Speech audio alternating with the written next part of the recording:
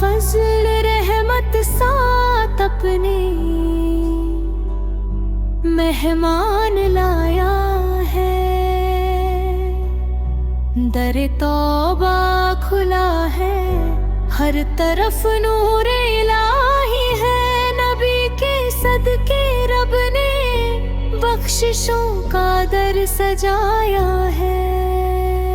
سحر کی رونقیں دیکھو، عجب افطار کی خوشبو، تلاوت سے منور دل، فضا میں ذکر کی خوشبو، مقدس رات ہے اس میں جو ہے ہزار ماہ سے بہتر، قرآن کی خوشبو سے دیکھو یہ عالم جگمگایا ہے۔ دعا ہے میرے مولا ہماری توبہ ہو مقبول، رہے ہم پر سدا سایہ تیرے پیارے نبی کے پھول۔ سنو اے مومنو، خوشی